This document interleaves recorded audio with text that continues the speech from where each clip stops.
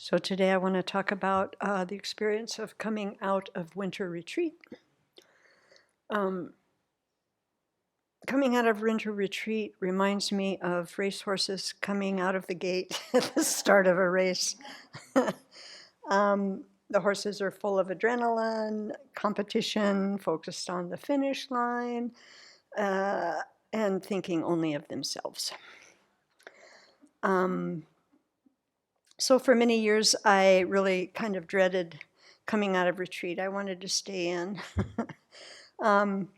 And I basically was reacting to my energy and the energy of around me, and in many ways allowed my mind to remain disturbed.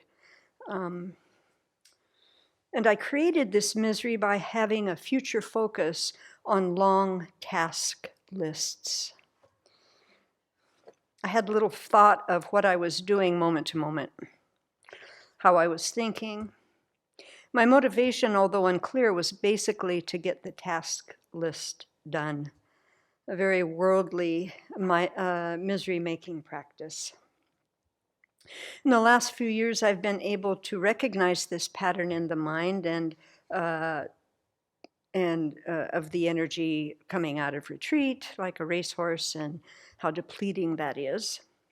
It takes so much energy to stay in that reactive mode, and it's a prime condition for discontentment and discouragement.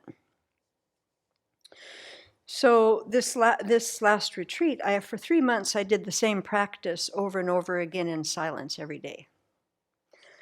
And as soon as retreat is over, there's a lot of talking, many meetings, many changes in how we do things, all in the first month or two. So the question to me has been these last few years, and especially this year since I was blessed to do 3 months, the question is, how do I bring what I learned in retreat and apply it out of retreat? That's the question. And so I work with this circumstance of coming out of retreat by making myself aware of the state of my mind very frequently throughout the day. Because that's what I was doing in retreat. It's so interesting, So to stay focused on what I have been practicing and bring it to this other external circumstance, that's the key. With the transition points, because we're doing so many different things now compared to what I was doing in retreat, I try to recalibrate my nervous system by connecting with my breath, recognizing the effort of what I've been doing, rejoice in what I've been doing, then setting a motivation for the next activity. That's what I've been trying to practice. And I remind myself that talking without thought, without a clear motivation, brings difficulty. And that's often the habit, just open the mouth and start in. And it's not so helpful. I also remind myself that after 3 months of meditation, of silence, that I'm quite sensitive. My heart is very open. And I haven't been practicing for 3 months to kind of calibrate my energy when there's a lot of change or excitement or a lot of people around me talking. I had to really be aware of where I am in each moment. So it's a very present, focused practice that has been helpful.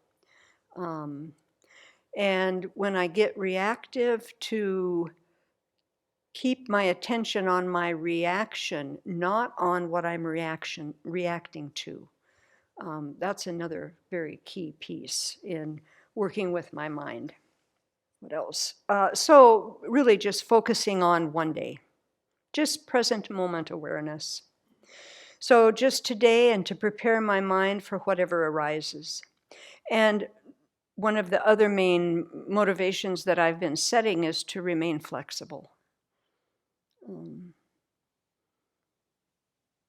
And it takes a lot of effort to remain flexible for me. I don't know about y'all, but boy, So every day I'm setting this motivation, and throughout the day, to stay flexible with what's coming. And that's been helpful, I would say. I tell myself often that there's no reason for me to make myself miserable today. And when I say that to myself, then it's not so hard to drop what my mind is, starting to stir up. That's been helpful. I remind myself that I can choose ease instead of misery. And when I do that, then I can keep my direction going in an easeful way instead of, the chatter that's in the background wanting to make some misery about what's going on, which all of these things that go on are so insignificant. But, it's a habit to react to them, pay attention to them, and not like them, and then, start feeding the misery monster in my mind. So to me, this is a compassion practice, keeping in my mind in compassion for myself. And that helps me become less reactive, less judgmental. And of course, keeping my mind in that place, then I have more energy to maybe help others, be of benefit, and not spend my energy on things that are misery making. It really just becomes that. I also take the time to think about requests made to me based on my capacity and what responsibilities I'm focusing on.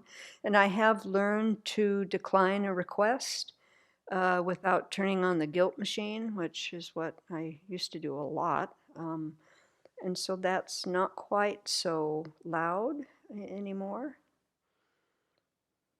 And practicing this way, keeping coming back to present and recalibrating and rebalancing myself, then at the end of the day, I don't have so many regrets. And, what I have done unskillfully, I can certainly purify and, feel pretty good about the day. So that's kind of how I'm trying to work. I have many habits to get down on myself or others, but this is ordinary. What is extraordinary is to recognize when I am in the habit and applying the antidotes to move my mind out of that painful place. That's what's extraordinary. We have the choice every moment in how we think. So really, there really is no difficulty today because we have the instructions. The path is laid out in front of us that we can use. We can practice it every day until we reach our final goal of full awakening.